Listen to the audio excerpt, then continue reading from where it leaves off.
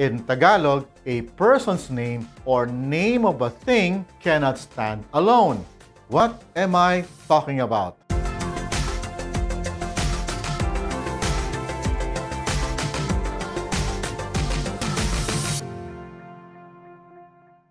Kumusta po kayo? My name is Jay. I am a Filipino and I call Metro Manila in the Philippines my home. Welcome back to this channel as we journey together in learning a beautiful language, the Tagalog language.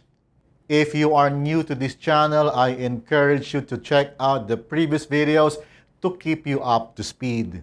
In this session, I will be introducing to you a ton of subject matters in Tagalog, including how to say properly nouns like names of people and names of everyday things. One curious thing about Tagalog is that nouns cannot stand alone. It has to have a word before it to make it stand.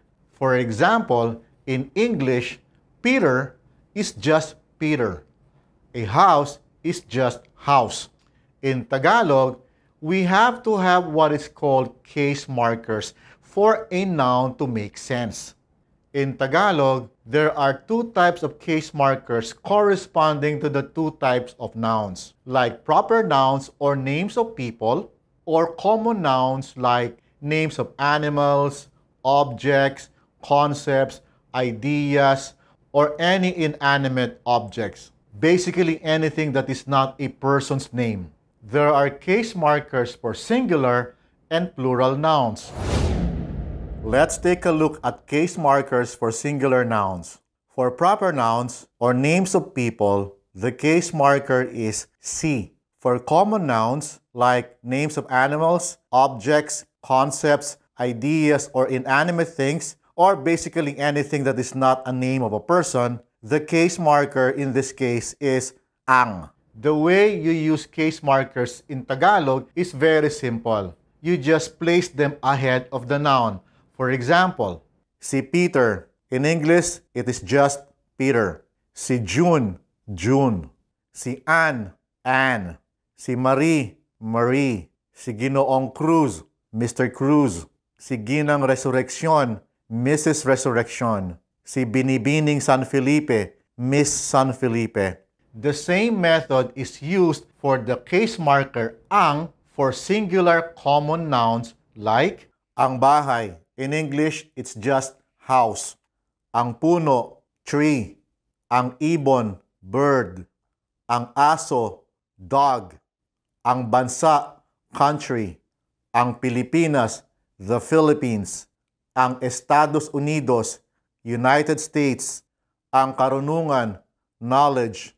Ang musika, music. Ang bata, child. Ang magulang, parents. Ang manlalaro, athlete or player. Ang bola, ball. Si and ang are very important markers. They draw focus into the noun. It is like making an announcement like, hey, listen up. I am about to introduce you to the focus of this sentence. That's what case markers are for. Case markers are an integral part of the Tagalog language and other Philippine languages as well. Does your language have case markers? Let me know in the comment section down below.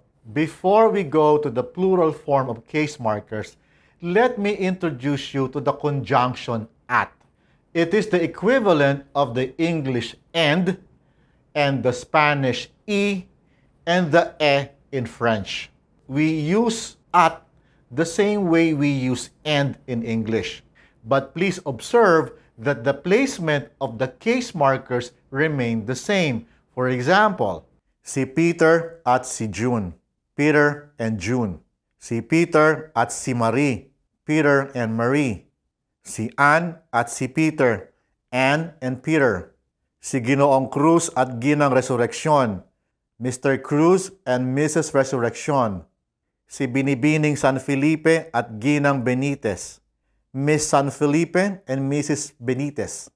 As you can see, the case marker does not leave the noun, no matter how many nouns you introduce in the sentence.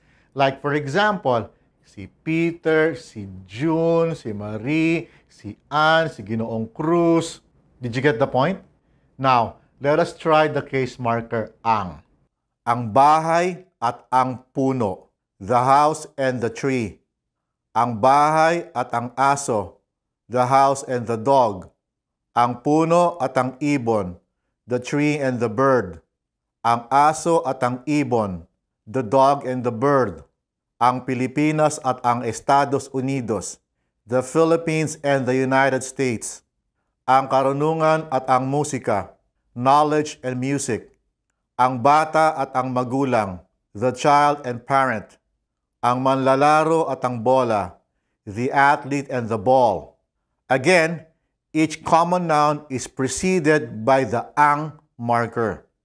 Let's mix things up a bit. Si Peter at ang bahay. Peter and the house. Si Marie at ang ibon. Marie and the bird. Si Ann at ang aso. Ann and the dog. Si June at ang bola. June and the ball. Ang karunungan at si Ginoong Cruz. Knowledge and Mr. Cruz. Ang Pilipinas at si Binibining San Felipe. The Philippines and Miss San Felipe. The rule is very simple. That's one case marker for every noun in a sentence. Well, at least that is the rule for singular case markers. Now, let us try case markers for plural nouns. They have a slightly different rule. For proper nouns, the singular si becomes sina. Sina is the plural form of si. For common nouns, you simply add what is called the plural marker mga before the case marker ang. Adding the plural marker mga is the equivalent of adding s to a word in English. Let us try the case marker sina for plural proper nouns. Sina Peter at Marie. Peter and Marie. Sina Peter at June. Peter and June. Sina Ann at Marie. Ann and Marie. Sina June at Ann. June and Ann. Sina Peter, Marie at June. Peter, Marie, and June. Sina Ann, Marie at Peter. Ann, Marie, and Peter.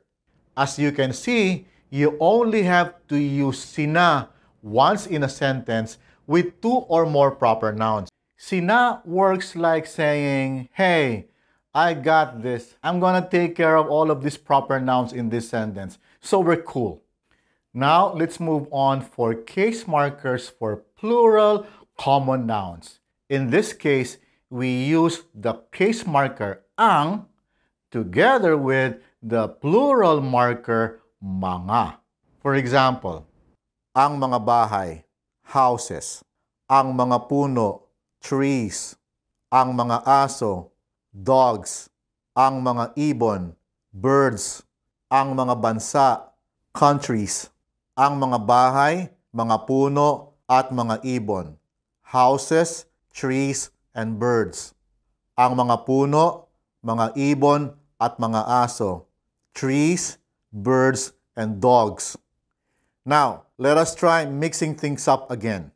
Sina Peter at June at ang mga bahay. Peter and June and the houses. Sina Peter at Marie at ang mga aso. Peter, Marie, and the dogs. Sina June at Ann at ang mga ibon. June and Ann and the birds. Are you getting the hang of it? It's not too hard, no? So, this is how our pattern looks like now. For proper nouns, the singular case marker is si. You place that before the name of the person. To make it plural, you convert si to sina. You place sina before the name of the person. Or you can do it this way. Si, then the name of the person, and then at si, then the name of the other person, and so on. For common nouns, you simply add ang before the common noun. The plural form is you add mga after the case marker ang, forming ang mga Then you place the common noun after that. Case markers are not present in English, and using them will require some getting used to. If you are a speaker of a language that uses case markers, please let me know about your language in the comment section down below. I'd appreciate it if you give this video a thumbs up and also click on the bell button and the subscribe button so you won't miss any new videos that I will be coming out regularly. I hope to see you again next time as we begin forming our first simple Tagalog sentences. Salamat po at hanggang sa susunod.